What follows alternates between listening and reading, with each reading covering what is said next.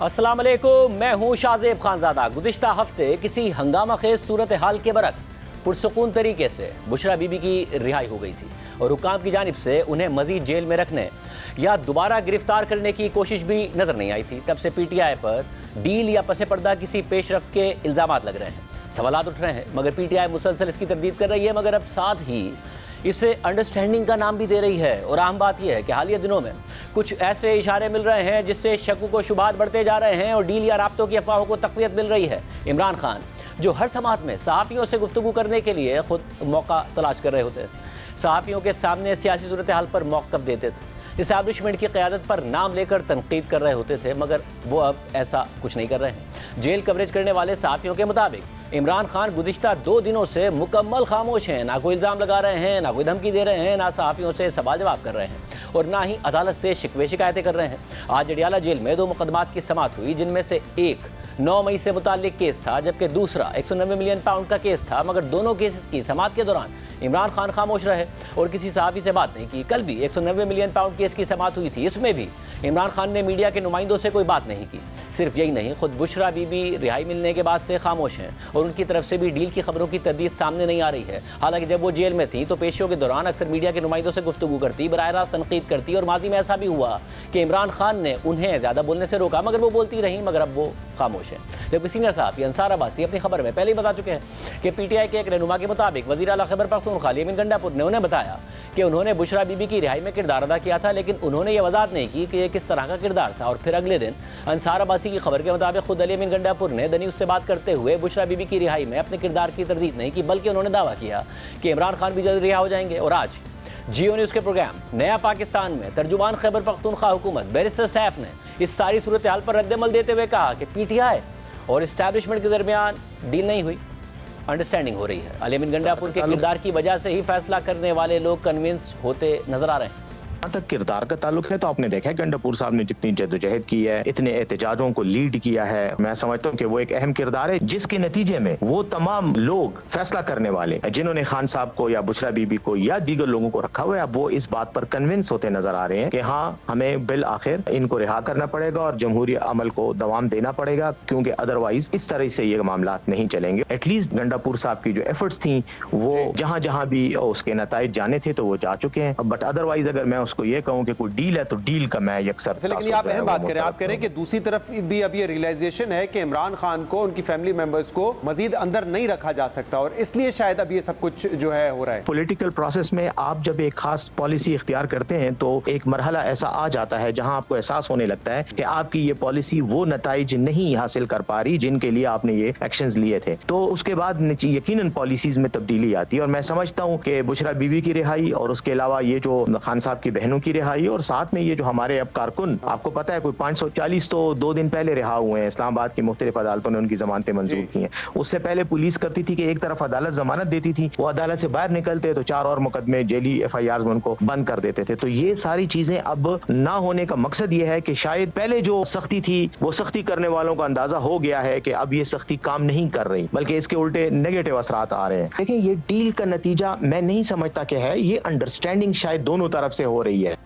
लेकिन साफ अब मान रही है कि डील नहीं, मगर दोनों तरफ से अंडरस्टैंडिंग है, मगर साथ में ये कह रही है कि एस्टैब्लिशमेंट को एहसास हो गया है कि उनकी सख्तियां करामत नहीं साबित हो रही हैं। शाम पेशरफ्त के बाद पीटीआई मजीद पुरएतमाद हो रही है। पीटीआई के दीगर रहनुमा भी जल्द ही इमरान खान की रिहाई के दावे कर रहे हैं। पीटीआई का ये एतमाद पसे पर्दा किसी पेशरफ्त का नतीजा है या फिर कुछ और है, और इमरान खान के रवैये में क्या तब्दीली आई है, जेल कवर करने वाले शब्बीर डार हमारे साथ मौजूद हैं। शब्बीर डार, बहुत शुक्रिया। इमरान खान अक्सर आप लोगों से बात करते थे, ट्रायल आप कवर करते हैं, क्या वाकई कुछ रवैये में तब्दीली है, क्या हो रहा है एग्जैक्टली? शाहजेब, इमरान खान 2 दिन से मुकम्मल खामोशी इख्तियार किए हुए हैं, पिन ड्रॉप साइलेंस है।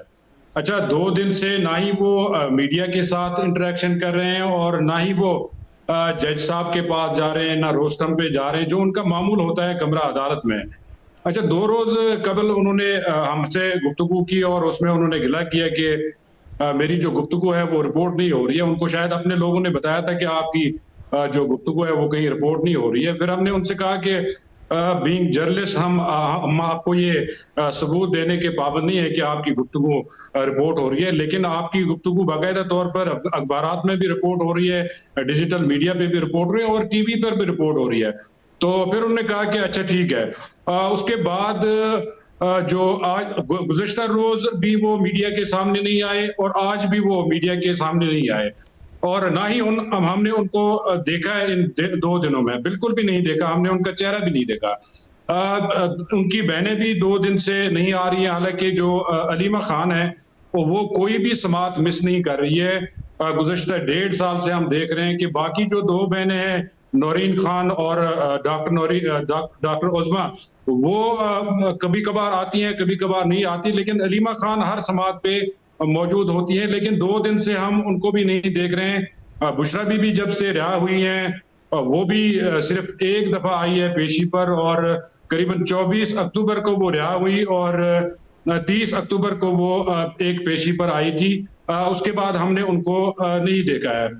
लिहाजा जो 2 दिन से क्या जो ये है कि इमरान खान साहब को बात करने नहीं दी जा रही है, वो कर नहीं रहे हैं, और वो जाहिर है सिर्फ सहाफियों से नहीं बात करते थे, जज साहब से भी प्रोटेस्ट भी करते थे, बात भी करते थे रोस्टम पर, वो भी नहीं कर रहे हैं? और क्या हो रहा है एग्जैक्टली, उन्हें रोका जा रहा है या वो खुद नहीं कर रहे हैं? नहीं, मेरा नहीं ख्याल उनको रोका जा रहा है, क्योंकि कई मरतबा उनको रोकने की कोशिश भी की गई है जेल इंतजामिया की जानिब से। जो वहाँ हमला होता है, उन्होंने कई दफा उनके गुफ्तगू में रुकावट डालने की कोशिश की है, लेकिन इमरान खान ना ही उनकी बात सुनते हैं और वो बड़े अग्रेसिव हो जाते हैं। वो ऐसा कोई इशू नहीं है कि उनको रोका जा रहा है। दूसरी बात यह कि हमें तो ये लग रहा था कि शायद इनको अपने रहनुमाओं ने बताया या वुकला ने बताया कि आपकी बात कहीं पे रिपोर्ट नहीं हो रही है जो आप सहाफियों से गुफ्तगू कर रहे हैं। हमें ये लग रहा था कि शायद इस वजह से वो थोड़े रिलेक्टेंट है या गुफ्तगू नहीं करना चाहते हैं।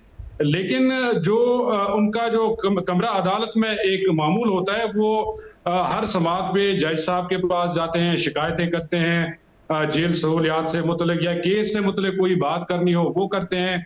अगर कोई बात ना भी करनी हो तो हर समात पे वो अपने वुकला के हमरा 5 मिनट 10 मिनट रोस्टम पर खड़े होते हैं। लेकिन 2 दिन से हम देख रहे हैं कि ये भी नहीं हो रहा है और वो नजर भी नहीं आ रहे। जो कमरा अदालत में उनका एक जो कॉर्नर है, फैमिली कॉर्नर, जहां वो बैठते हैं अपनी निशस्त पे, वहां से वो उठे ही नहीं है 2 दिन से, ना वो हमारे सामने, ना हमने उनको देखा है।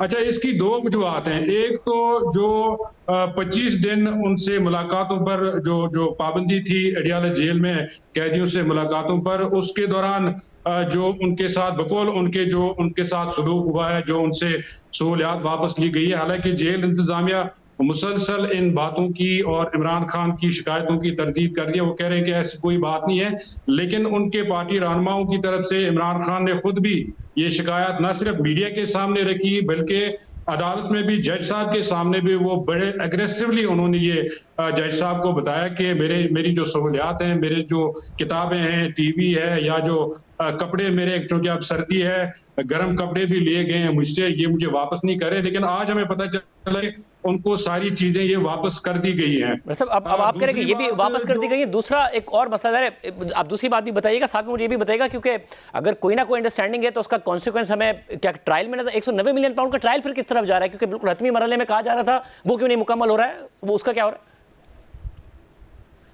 शाहजेब, 190 मिलियन पाउंड रेफरेंस जो है वो गुज़श्ता 35 समातों से आखिरी मराइल में दाखिल हो चुका है, लेकिन जो आखिरी गवाह है इस रेफरेंस का, उस पर 35 समातों से जिरा ही नहीं हो रही है। सिर्फ बुशरा बीबी के वकील ने इस आखिरी गवाह पर, जो तफ्तीशी अफसर है इस केस का, उस पर सिर्फ बुशरा बीबी के वकील की जिरा रहती है। लेकिन जो बुशरा बीबी के वकला हैं वो कभी कोई दरखास्त ले आते हैं, कभी एडजर्नमेंट मांगते हैं, कभी बुशरा बीबी की मेडिकल रिपोर्ट्स ले आते हैं। तो ये जो समात है, ये जो ट्रायल है, ये सिर्फ एक गवाह की जिरा की वजह से रुका हुआ है। दूसरी बात यह है कि बुशरा बीबी जब रिहा होने के बाद एक मरतबा 30 अक्टूबर को अडियाला जेल पेशी के लिए आई, उनका भी रवैया डिफरेंट था। यानी पहले जब वो अदालत में जब वो होती थी इमरान खान के साथ, जब वो गुफ्तगू करती थी या अपने वकला से करती थी, बल्कि कई मरतबा उन्होंने मीडिया से भी गुफ्तगू की और उसमें भी उन्होंने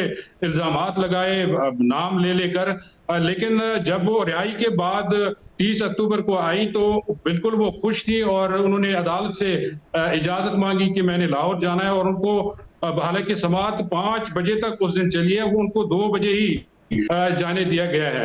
लेकिन दिलचस्प बात यह कि इमरान खान पहले जो इल्जामात लगाते थे, जिन लोगों के नाम लेते थे, बुशरा बीबी जो इल्जामात लगाती थी, अब ये सिलसिला नहीं है। अब ये बिल्कुल खत्म हो चुका है। इमरान खान ना किसी का नाम लेते हैं, ना किसी पर इल्जाम लगाते हैं। वो सिर्फ जेल इंतजामिया तक महदूद हो गए कि इन्होंने मुझसे। बहुत शुक्रिया शबीर डार, तफसीलात बता रहे थे। अब देखते हैं सिलसिला कहाँ जाकर रुकता है, क्योंकि दूसरी तरफ वफाक और खैबर पख्तूनख्वा एक दफ़ा फिर आमने सामने आते नजर आ रहे हैं। PTI की खैबर पख्तूनख्वा हुकूमत पर जिन सरकारी मुलाजमीन को सियासी सरगर्मियों के लिए इस्तेमाल करने का इल्ज़ाम लग रहा था और जिनको अक्टूबर के पहले हफ्ते में डी चौक आने की कोशिश में गिरफ्तार किया गया था, वो कल रात को जब जमानत पर रिहा होकर पेशावर पहुंचे तो उसके बाद वज़ीर आला अली अमीन गंडापुर ने खुद उनका वालेहाना इस्तकबाल किया और उनकी सियासी खिदमात पर उन्हें नवाजना शुरू कर दिया और तरक्कियाँ और इनामात दिए जा रहे हैं।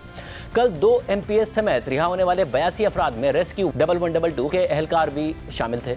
जियो न्यूज़ की नुमाइंदा माहम कुरैशी के मुताबिक 42 रेस्क्यू एहलकारों को वज़ीर आला अली अमीन गंडापुर ने वज़ीर आला हाउस बुलाया और अपने भाई MNA फैसल अमीन के साथ खुद रेस्क्यू एहलकारों का इस्तकबाल किया, फूलों की पत्तियाँ उन पर फेंकी। उस मुलाकात से मुताल्लिक DG रेस्क्यू 1122 खैबर पख्तूनख्वा मोहम्मद अयाज खान ने जियो न्यूज़ से बात करते हुए बताया कि वज़ीर आला ने रिहा होने वाले रेस्क्यू एहलकारों की 1 स्टेप प्रमोशन का भी ऐलान किया है। वज़ीर आला ने एहलकारों को 1 माह की इजाफी तनख्वाह देने का भी ऐलान किया है। रेस्क्यू के 6 एहलकार अब भी कैद हैं। रेस्क्यू एहलकारों के अलाउंसेस बढ़ाने की भी यकीन दहानी कराई है। इस मामले में आज सेनेट के इजलास में रद्द-ए-अमल देते हुए नून लीग के सेनेटर तलाल चौधरी ने मुतालबा किया कि ये किस तरह का पैगाम है। वफाकी हुकूमत और चीफ सेक्रेटरी को इसे संजीदगी से लेना चाहिए।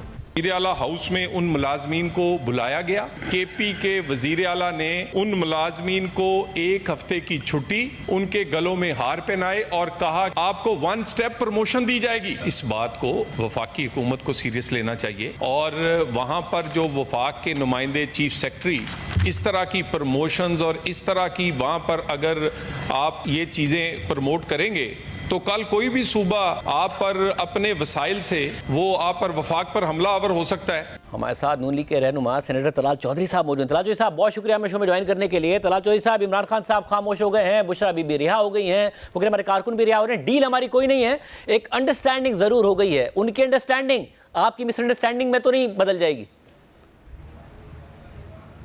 बिस्मिल्लाहिर्रहमानिर्रहीम। शाहज़ेब साहब, कोई डील या कोई अंडरस्टैंडिंग, मैं समझता हूँ इसको आप कहें कि ये हुकूमत का और सिस्टम का कॉन्फिडेंस है। और क्योंकि ये हार चुके हैं और लड़ाई बड़ी लंबी हुई है, ये अदम एतमाद से शुरू हुई। इन्होंने तहरीक उस वक्त शुरू की, उसके बाद आर्मी चीफ को रोकने के लिए उसकी अपॉइंटमेंट, लॉन्ग मार्च किया, नाकाम हुए। इलेक्शंस अपनी मर्जी से, असेंबलियां तोड़ के अपनी मर्जी से करवाने की कोशिश की, वो वक्त पे हुए। 9 मई की बगावत हुई, वो नाकाम हुई। उसके बाद मौजूदा इलेक्शन में वो रिजल्ट हासिल ना कर सके। इलेक्शन के रिजल्ट पर हमलावर हुए, हुकूमत बनाने से रोकने की कोशिश की, नहीं कर सके। फिर इन्होंने IMF को खत लिखे, IMF से डील हो गई अल्हम्दुलिल्लाह। फिर SCO कॉन्फ्रेंस हो या 26वीं तरमीम, और 26वीं तरमीम आखिरी साबित हुई। जब उसको भी रोकने में नाकाम हुए तो अब तो बात आ गई है ट्रंप तक कि वो आएगा तो वो हमें छुड़ाएगा।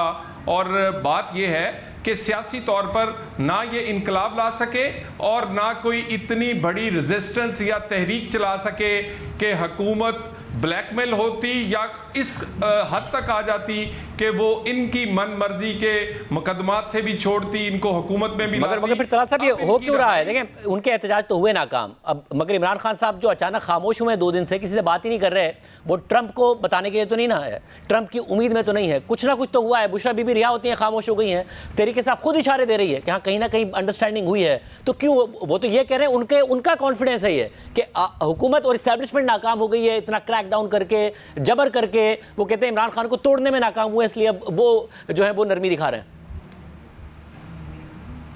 देखिए, बिल्कुल ऐसी बात नहीं। हुकूमत ने अगर किसी को अंदर रखना हो तो उसके पास 100 ऐसी चीज़ें हैं और कि वो कर सकती है। उनकी रहाई और दोबारा ना उनकी गिरफ्तारी हुकूमत का कॉन्फिडेंस है, और पॉलिटिकली भी हम कॉन्फिडेंट है 26वीं तरमीम के बाद कि उनके वो तमाम अहदाफ जिससे नाकाम होने के बाद वो मायूस हैं। और जो आप बात कर रहे हैं ट्रंप वाली, इनके रहनुमा कह रहे हैं, मैं नहीं कह रहा, और इनके सीनियर रहनुमा कह रहे हैं कि वो अब आएगा, वो जीतेगा तो वो हमें रहा करवाएगा। मामला ये है कि अगर ये तासर देने की कोशिश कर रहे हैं कि हमारी कोई डील है, तो ये तासर बड़ी देर से गंडापुर भी दो जो एहतजाज किए उसमें भी देने की कोशिश करते रहे हैं और लोगों को अपने होप देते हैं, ताकि क्योंकि बड़ा टूट फूट का शिकार है, अंदर इनके बहुत डिवीजन है, बहन कुछ कहती है, भाभी कुछ कहती है, केपी के ग्रुप कुछ कहता है, लाहौरी ग्रुप कुछ कहता है, इसलिए ये इस वक्त मायूस भी हैं और बड़ी बुरी तरह ताजू साहब, अगर तो ऐसा नहीं है कि वो दूसरी तरफ से बिल्कुल यही बात कर रहे हैं कि अंडरस्टैंडिंग हो गई, वो दूसरी तरफ ये भी इशारा दे रहे हैं कि फिर हम एक भरपूर एहतजाज करने जा रहे हैं, 2-3 लाख लोग लाने जा रहे हैं। आज आपने सेनेट में तकरीर भी की कि चीफ सेक्रेटरी पूछे, वफाकी हुकूमत पूछे, क्योंकि गंडापुर साहब ने रेस्क्यू 1122 के उन अहलकारों को बाकायदा तौर पर इनाम भी दिया, एक स्टेप प्रमोशन भी दी जो कि एहतजाज में आए थे। आप उस पर अब एहतजाज कर रहे हैं, मगर इस बात का इशारा तो है ना उनकी तरफ से कि जो भी अगर सरकारी वसाइल भी यूज हों या सरकारी अहलकार भी अगर हमारे सियासी मकसद में हमारे साथ है तो उसको उसका बेनिफिट मिलेगा। तो आइंदा अगर कोई एहतजाज वो लेकर आ रहे हैं तो ऐसा तो नहीं होगा कि आपको उसमें जो है केपी के मुलाजमीन साथ नहीं दे रहे होंगे या ताउन नहीं कर रहे होंगे, तो आपके लिए तो मुश्किल ही बढ़ेगी। देखिए, एक तो ये जो पॉलिटिकल स्टेबिलिटी हासिल की गई है और ये बड़ी जान जोखों से हासिल की गई है, पाकिस्तान ने बहुत पे किया है। पाकिस्तान की इकोनॉमी संभली है, पाकिस्तान की स्टॉक एक्सचेंज बेहतरीन हुई है, पाकिस्तान का रुपया तकड़ा हुआ है, गरीब को उम्मीद बनी है, गरीब का चूल्हा चलने लगा है, पाकिस्तान में अच्छी खबरें आना शुरू हुई हैं। इस पॉलिटिकल स्टेबिलिटी को किसी सूरत वो 26वीं तरमीम हो या 126वीं करनी पड़े, इसको नहीं जाने देंगे। ये की है पाकिस्तान की इकोनॉमी, और पाकिस्तान की इकोनॉमी के बगैर गरीब का चूल्हा और गरीब की रोटी और पाकिस्तान नहीं चल सकता। दूसरी साइड पर जो आप कहते हैं, देखिए इनका तो ये पहले दिन से वतीरा है, हम उन शोहदा के गलों में और उनके मकबरों पर फूल डालते हैं। इन्होंने शोहदा जो दुश्मन से लड़ते हुए, दहशतगर्दों से लड़ते हुए शहीद हुए, उनकी यादगारों को पांव के तने रोंदा। वैसे मगर ये आपको क्या नजर नहीं आ रहा इमरान खान साहब जल्द रिहा होने वाले हैं? क्योंकि तहरीक इंसाफ को उम्मीद है कि वो जल्द रिहा होंगे, नहीं होंगे तो वो प्रोटेस्ट करेंगे। ये अंडरस्टैंडिंग इस किस्म की है कि आप प्रोटेस्ट नहीं करेंगे, वो रिहा हो जाएंगे, कुछ खामोश रहेंगे, कुछ इस किस्म की अंडरस्टैंडिंग हो रही है। ये आपको पता नहीं है अगर हो भी रही है एस्टैब्लिशमेंट और पीटीआई के दरमियान। नहीं तो मुझे ये बताइए, कौन पीछे हट रहा है? कौन वो जो कहता था ना मैं झुकता हूं, ना मैं किसी के आगे सर निगू करता हूं, कौन इस इनकलाब से और इस बयानिए से पीछे हो रहा है और ये अफवाहें फैला रहा है कि उनकी कोई डील होने जा रही है? और कौन अफवाहें फैलाता है कि अब अमेरिका से हमने उनकी मिन्नत करनी शुरू की है, अमेरिका हमें छुड़ा लेगा, जो कि एक बहुत बड़ा गद्दार था जिन्होंने इनकी हुकूमत ख़त्म की थी? तो मेरा ये इस वक्त हारे हुए हैं, मायूस हैं, ये अपनी एक फेस सेविंग चाहते हैं, ये पॉलिटिकली ऐसा माहौल पैदा करना चाहते हैं कि तासर दे के कि हमारी कोई डील हुई है, ताकि पॉलिटिकल इन्हें फेस सेविंग मिल सके, इनकी पार्टी बच सके। इनकी पार्टी में तो उनको लोगों को शोकाज दे दिया क्या है जो कि इनके की लोग हैं। तो ये जो नाकामी और टूट फूट है, अब अगर ये इसको कोई नाम दे तो ये फेस सेविंग है। हुकूमत कॉन्फिडेंट है, अदारे साथ खड़े हैं, और ये हम समझते हैं कि ये आज तक की कामयाबी, पॉलिटिकल स्टेबिलिटी, ये अदारों की मुआवनत से, उनकी सोच की कंसिस्टेंसी से और उनके भरपूर जो फैसला है कि पाकिस्तान को अब आगे बढ़ना है, किसी को लाडला नहीं बनाना, उसकी वजह से है। और ये आप देख कोई तब्दीली नहीं आएगी। बहुत शुक्रिया। एक तरफ वफाकी हुकूमत और खैबर पख्तूनख्वा हुकूमत आमने सामने है, तो दूसरी तरफ पीटीआई की क़यादत में दरार और इख्तलाफात मजीद वाज़े हो रहे हैं। एहतजाज की हिकमत अमली पर शेर अब्दुल मरवत और सलमान अकरम राजा एक दूसरे को जवाब दे रहे हैं, और ये तनाज़ा अब शुरू ही हुआ था कि आज एक और नया तनाज़ा खड़ा हो गया है जो पार्टी की खैबर पख्तूनख्वा की क़यादत से मुताल्लिक है। वज़ीर आला अली अमीन गंडापुर की सूबाई हुकूमत के एंटी करप्शन ने खैबर पख्तूनख्वा से ताल्लुक़ रखने वाले पार्टी के सीनियर रहनुमा आतिफ खान को मालम जब्बा स्कैंडल में तलबी का नोटिस भेज दिया है। नोटिस के मुताबिक आतिफ खान को मालम जब्बा प्रोजेक्ट में इख्तियारात के गलत इस्तेमाल और करप्शन के इल्ज़ामात पर 12 नवंबर को तलब कर लिया गया है। इस मामले पर आतिफ खान ने पहले जियो न्यूज़ पेशावर के ब्यूरो चीफ शकील फरमान अली से बात की और फिर हमें अपना मौक़िफ़ दिया। आतिफ खान के मुताबिक सबको पता है कि ये नोटिस क्यों आया है और किसके कहने पर आया है। इसका मकसद पार्टी को नुकसान पहुँचाना है, और पार्टी को नुकसान पहुँचाने का मतलब इमरान खान को नुकसान पहुँचाना है।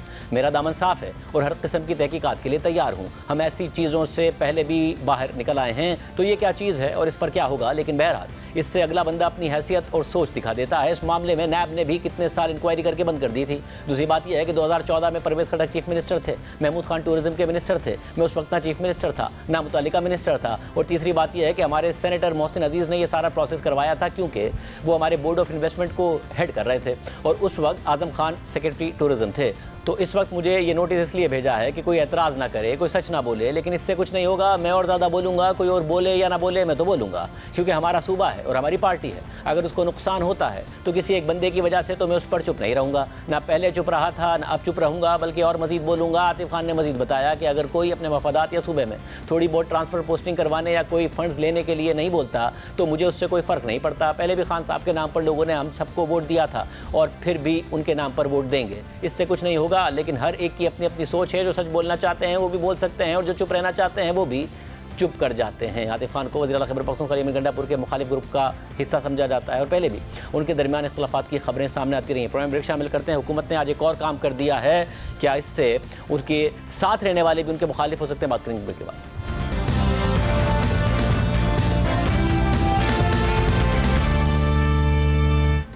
सुप्रीम कोर्ट के चीफ जस्टिस की तैनाती का तरीका बदलने, आईनी बेंचेस के क़याम और जुडिशल कमीशन की तश्कील के बाद अब हुकूमत सुप्रीम कोर्ट के जजेस की तादाद में इजाफा करना चाहती है। 26वीं आईनी तरमीम की मुखालफत करने वाली तहरीक इंसाफ के साथ 26वीं आईनी तरमीम के हक में वोट देने वाली JUI भी इस तजवीज़ की मुखालफत कर रही है और ये इल्ज़ाम लगा रही है कि इस तरीके से हुकूमत सुप्रीम कोर्ट में अपने मनपसंद जजेस लाना चाहती है। 3 सितंबर को हुकूमती रुकने कौमी असम्बली दानियाल चौधरी ने सुप्रीम कोर्ट के जजेस की तादाद 17 से बढ़ाकर चीफ जस्टिस समेत 23 करने का प्राइवेट मेंबर बिल पेश किया था। तमाम तहरीक इंसाफ के रहनुमा बैरिस्टर गौहर खान ने एतराज़ उठाते हुए कहा था कि ऐसा बिल लाने का इख्तियार सिर्फ हुकूमत के पास है, जिस पर स्पीकर कौमी असम्बली ने दानियाल चौधरी को यह बिल पेश करने से रोक दिया था। लेकिन 10 सितंबर को प्राइवेट मेंबर डे पर दानियाल चौधरी ने यह बिल दोबारा ऐवान में पेश किया था, जो बाद में कानून और इंसाफ की कायमा कमेटी को भेज दिया गया था। और फिर यह खबर आई थी कि हुकूमत इस बिल को खुद ऐवान में पेश करेगी। तवक्को की जा रही थी कि हुकूमत आज ये बिल कौमी असम्बली में लाएगी, मगर ऐसा नहीं हुआ। तामी सवाल से आज सेनेट में पेशरफ्त हो गई है और फारूक एशनाई की ज़ेर सदारत सेनेट की कायमा कमेटी बराए कानून और इंसाफ ने आज अक्सरियत राय से सुप्रीम कोर्ट के जजेस की तादाद 25 करने की मंजूरी दे दी है। तहरीक इंसाफ के सेनेटर हामिद खान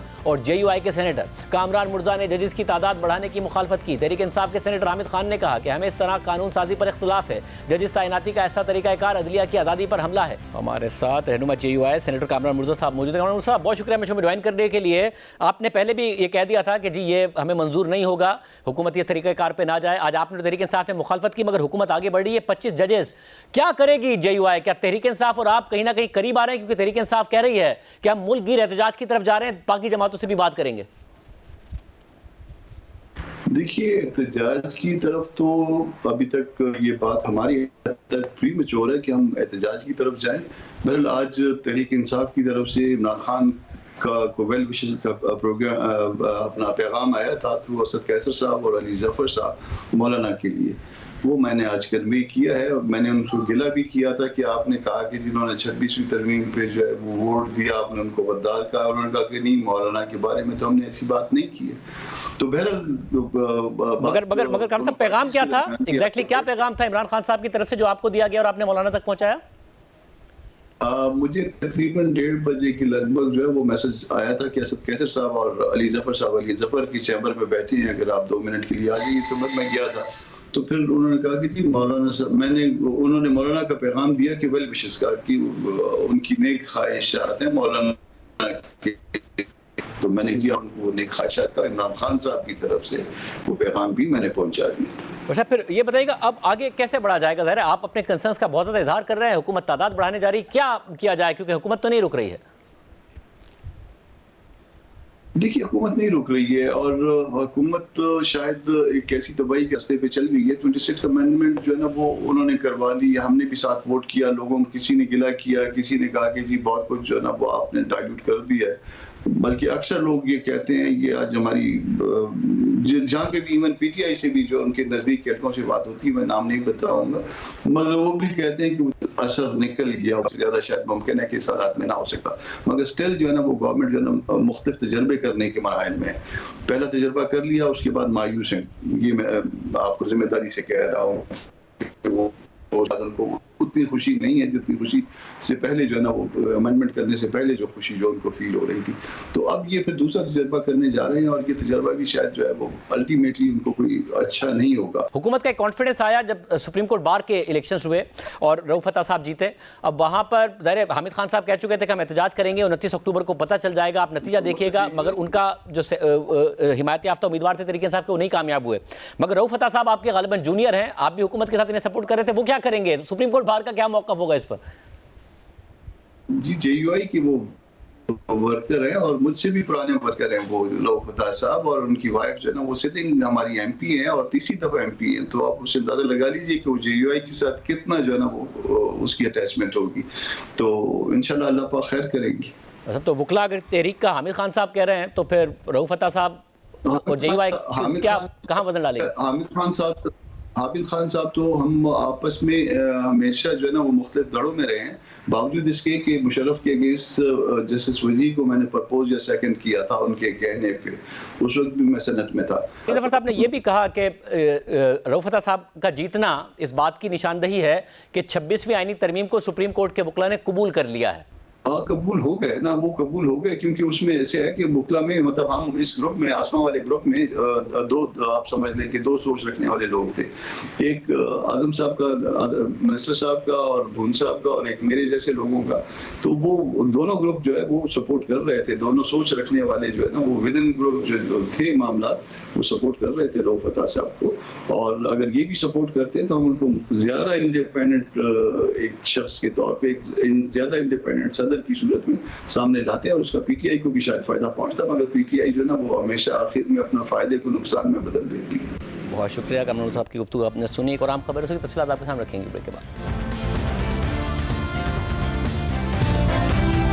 अमरीकी इंतखाबात में सिर्फ 4 दिन बाकी रह गए हैं और इंतखाबी तैयारियां आखिरी मराहिल में दाखिल हो चुकी हैं। पाकिस्तान समेत पूरी दुनिया की नजरें अमरीका की तारीख के सख्त तरीन समझे जाने वाले इन इंतखाबात पर मरकूज हैं और हर तरफ से ये सवाल उठ रहे हैं कि क्या पहली दफा सदारती इंतखाब लड़ने वाली नायब सदर कैमला हैरिस अमरीका की तारीख की पहली खातून सदर बनेंगी, या फिर मुसलसल तीसरी बार इलेक्शन लड़ने वाले डोनाल्ड ट्रंप दूसरी बार यानी आखिरी मरतबा अमरीकी सदर बनेंगे। जैसे जैसे इंतखाबात का वक्त करीब आ रहा है, दोनों उम्मीदवारों में मुकाबला मजीद सख्त और फतह का मार्जिन भी कम होता जा रहा है। जून के आखिर में जब पहला सदारती मुबाहिसा हुआ था, उसके बाद से लेकर अब तक इस बड़े मुकाबले में कई बड़ी तब्दीलियां रूनुमा हो चुकी हैं। पहले मौजूदा अमरीकी सदर जो बाइडेन हुक्मरान जमात डेमोक्रेट्स के सदारती उम्मीदवार थे, लेकिन मुबाहिसे में बदतरीन कारकर्दगी और उनकी सेहत और उम्र पर होने वाली तनकीद और तहफ़्फ़ुज़ात की वजह से उन्हें आखिरी वक्त में इंतखाबी दौर से गैर मामूली तौर पर दस्तबरदार होना पड़ा। इस मुबाहिसे के बाद उनके मुखालिफ रिपब्लिकन उम्मीदवार डोनाल्ड ट्रंप की पोजीशन उनसे काफ़ी बेहतर समझी जा रही थी और उन्हें अक्सर इंतखाबी पोज में बाइडेन पर बढ़तरी हासिल थी। मगर बाइडेन की दस्तबरदारी के बाद अमरीकी नायब सदर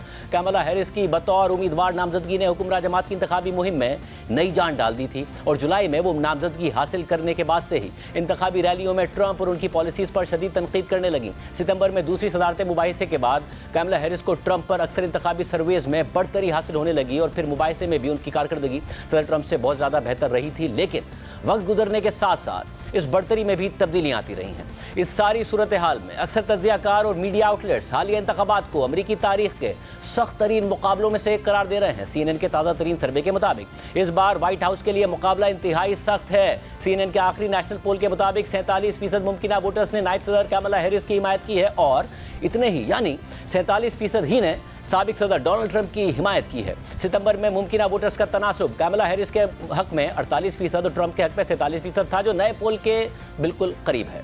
जबकि रॉयटर्स के एक हालिया सर्वे के मुताबिक कैमला हैरिस की डोनाल्ड ट्रंप पर बढ़तरी सदारती मुहिम के आखिरी मरहले में कमजोर हो गई है। पोल में कैमला हैरिस की ट्रंप पर बढ़तरी सिर्फ 1% पॉइंट रह गई है, यानी 43% के मुकाबले में सिर्फ 44%। रॉयटर्स का ये 3 रोजा पोल इतवार को मुकम्मल हुआ था और उसके नतीजे 5 नवंबर के इंतखाबात से पहले की सूरत हाल को जाहिर करते हैं। कैमला हैरिस को जुलाई में सदारती दौड़ में शामिल होने के बाद से रॉयटर्स के तकरीबन हर पोल में ट्रंप पर बढ़तरी हासिल थी, लेकिन उनकी ये बढ़तरी सितंबर के आखिर से मुसलसल कमजोर होती जा रही है। इससे पहले होने वाले एक पोल में कैमला हैरिस को ट्रंप पर 2% पॉइंट्स की बढ़तरी हासिल थी। अमेरिका में इंतखाबात के लिए 5 नवंबर का दिन मुकर्रर है, ताहम अक्सर अमरीकी रियासतों में क़ब्ल अज़ वक्त वोटिंग का ऑप्शन होता है और हर दफ़ा करोड़ों अमरीकी वोटर्स पोलिंग डे से पहले ही अपना वोट कास्ट कर लेते हैं। इस बार भी अब तक 6 करोड़ से ज़ायद अमरीकी अपना वोट कास्ट कर चुके हैं। अमरीका में इंतखाबी तरीक़ाकार बाकी दुनिया से कदरे मुख्तलिफ है। इन इंतखाबात में असल मुकाबला तो सदारत के लिए होता है, ताहम वोटर्स बराह रास्त सदर को वोट नहीं देते, बल्कि वो अपनी अपनी रियासतों में इलेक्टोरल कॉलेज के नुमाइंदों को मुंतखब करते हैं, जो बाद में सदर का इंतखाब करते हैं। इन नुमाइंदों की तादाद 538 होती है और उन्हें इलेक्टर्स कहा जाता है। वो सदारती उम्मीदवार को इंतखाब जीतने के लिए सादा अक्सरियत यानी 270 या इससे ज़ायद इलेक्टर्स की हिमायत दरकार होती है। जैसा कि हम पहले बता चुके हैं कि इस बार अमरीकी इंतखाबात में इंतहाई सख्त मुकाबले की तवक्को की जा रही है। 270 के नंबर को पार करने के लिए कमला हैरिस और डोनाल्ड ट्रंप सख्त इंतखाबी मुहिम चला रहे हैं। इन इंतखाबात में 7 अमरीकी रियासतों को इंतहाई अहमियत हासिल है। ये रियासतें गेम चेंजर तस्वुर की जा रही हैं और इस वक्त ये तमाम रियासतें दोनों उम्मीदवारों की तवज्जो का मरकज़ बनी हुई हैं। अल जज़ीरा की तज्ज़िये के मुताबिक डेमोक्रेट उम्मीदवार कमला हैरिस और उनके मद्दे मुकाबिल रिपब्लिकन उम्मीदवार डोनाल्ड ट्रंप अनडिसाइडेड वोटर्स को अपनी जानिब मुतवज्जे करने के लिए सख्त मुकाबला कर रहे हैं। अक्सर पोल्स के मुताबिक इस बार जिस कदर सख्त मुकाबला है, ऐसा मासी में कम ही देखने को मिला है। दोनों उम्मीदवारों के दरमियान मुकाबला इंतहाई सख्त है और इसके नताइज 7 अहम रियासतों में वोटर टर्नआउट के जरिए तय हो सकते हैं, जिन्हें स्विंग स्टेट्स या बैटल ग्राउंड रियासतें कहा जाता है। इन अहम रियासतों में Pennsylvania, Georgia, Michigan, Wisconsin, Arizona, Nevada और शुमाली कैरोलिना की रियासतें शामिल हैं। इन रियासतों के पास मजमूई तौर पर 93 इलेक्टोरल वोट्स हैं, जिनमें 19 वोट्स रियासत पेंसिल्वेनिया के पास हैं, जबकि शुमाली कैरोलिना और जॉर्जिया 16-16, मिशिगन 15, एरिजोना 11, विस्कॉन्सिन 10 और नेवाडा 6 इलेक्टोरल वोट्स की हामिल रियासतें हैं। डेटा वेबसाइट 538 के रोजाना की बुनियाद पर होने वाले पोल जायजों के मुताबिक कमला हैरिस की मिशिगन में बढ़तरी 0.2 पॉइंट से बढ़कर 1 पॉइंट तक पहुंच गई है और उनका नेवाडा में भी मामूली बढ़तरी हासिल है, जबकि रियासत विस्कॉन्सिन में उनकी बढ़तरी 0.8 पॉइंट्स तक बढ़ गई है। दूसरी जानिब ट्रंप को रियासत पेंसिल्वेनिया में 0.4 पॉइंट्स की मामूली बढ़तरी हासिल है, जबकि शुमाली कैरोलिना में उनकी बढ़तरी थोड़ी कम होकर 1.3 पॉइंट से 1.1 पॉइंट्स पर आ गई है। ट्रंप ने रियासत एरिजोना में भी बढ़तरी हासिल की है, जहां वो 2.2 पॉइंट्स की बढ़तरी में है और जॉर्जिया में 1.8 पॉइंट्स की बढ़तरी रखते हैं। रिपोर्ट के मुताबिक अगर पोल एवरेज में दिखाए गए ये मामूली फर्क इंतखाबात की रात तक बरकरार रहते हैं तो ट्रंप जीतने के लिए ज्यादा मौजूद उम्मीदवार होंगे। ताहम अगर इन अहम रियासतों में कमला हैरिस की हिमायत में थोड़ी सी भी तब्दीली आती है तो ये उनकी जीत का सबब बन सकती है। प्राइम ब्रेक शामिल करते हैं, और आम खबर आपके सामने रखिए।